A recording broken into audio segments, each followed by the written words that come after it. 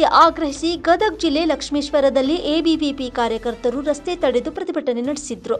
ತಾಲೂಕು ಕೇಂದ್ರವಾಗಿ 10 ವರ್ಷ ಕಳೆದರೂ ಕಾಲೇಜು ಇಲ್ಲವೆಂದು ಆಕ್ರೋಶ ವ್ಯಕ್ತಪಡಿಸಿ ತಹಶೀಲ್ದಾರರಿಗೆ ಮನವಿ ಸಲ್ಲಿಸಿದ್ರು. 2026-27ರ ಶೈಕ್ಷಣಿಕ ವರ್ಷಕ್ಕೂ ಮುನ್ನ ಕಾಲೇಜು ಆರಂಭಿಸಬೇಕು.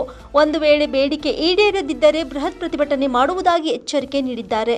ಅರ್ಧ ಗಂಟೆಗೂ ಹೆಚ್ಚು ಕಾಲ ರಸ್ತೆ ತಡೆ ನಡೆಸಿದ್ದರಿಂದ ರಸ್ತೆ ಸಂಚಾರಕ್ಕೆ ಕೆಲಕಾಲ ತೊಂದರೆ ಉಂಟಾಯಿತು.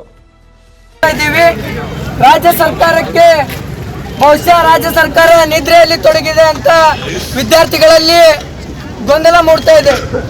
ಲಕ್ಷ್ಮೇಶ್ವರ ತಾಲೂಕು ಕೇಂದ್ರವಾಗಿ ಸುಮಾರು 6 ವರ್ಷ ಕಳೆದರೂ ಸಹ ಇಲ್ಲಿ ಸರ್ಕಾರಿ ಪ್ರಥಮ ದರ್ಜೆ ಕಾಲೇಜು ಒಂದು 6ರಿಂದ 7 ಸರ್ಕಾರಿ ಪ್ರಥಮ ದರ್ಜೆ ಕಾಲೇಜನ್ನು ನಾವು ಕಾಣಬಹುದಾಗಿದೆ. ಈ ಸರ್ಕಾರಿ ಪ್ರಥಮ ದರ್ಜೆ ಕಾಲೇಜಿನಿಂದ ಪ್ರತಿ ವರ್ಷ 1500ಕ್ಕೂ ಹೆಚ್ಚು ವಿದ್ಯಾರ್ಥಿಗಳು ತಮ್ಮ ವಿದ್ಯಾಭ್ಯಾಸವನ್ನು ಮುಗಿಸಿ ಡಿಗ್ರಿ ಹಂತಕ್ಕೆ ಹೋಗ್ತಾ ಇರ್ತಕ್ಕಂಥ ಸಂಗತಿಗಳನ್ನ ನಾವು ಈಗಾಗಲೇ 5-6 ವರ್ಷಗಳಿಂದ ನೋಡ್ತಾ ಬಂದಿದ್ದೀವಿ. ಆದರೆ ರಾಜ್ಯ ಸರ್ಕಾರ ಪಾಪ ತಮ್ಮ ಸಚಿವರನ್ನ ಗಿಟ್ಟಿಸ್ಕೊಳ್ಳೋದ್ರಲ್ಲಿ ತಮ್ಮ ಕಾಲವನ್ನು ಹರಣ ಮಾಡ್ತಾ ಇದೆ. ರಾಜ್ಯ ಸರ್ಕಾರಕ್ಕೆ ಇವತ್ತಿನ ದಿನ ವಿದ್ಯಾರ್ಥಿಗಳು ಬೀದಿಗಿಳಿದು ಹೋರಾಟ ಮಾಡ್ತಾ ಇದೆ. ಅವರು ಆಲ್ರೆಡಿ ಎಸಿ ರೂಮ್ದಲ್ಲಿ ನಿದ್ದೆಯನ್ನು ಮಾಡ್ತಾ ಇದ್ದಾರೆ.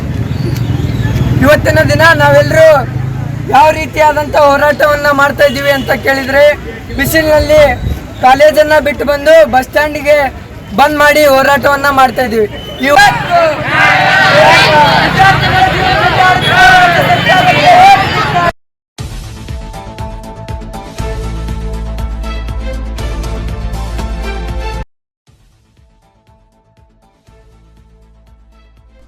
Rise of news Lakshmeshwar.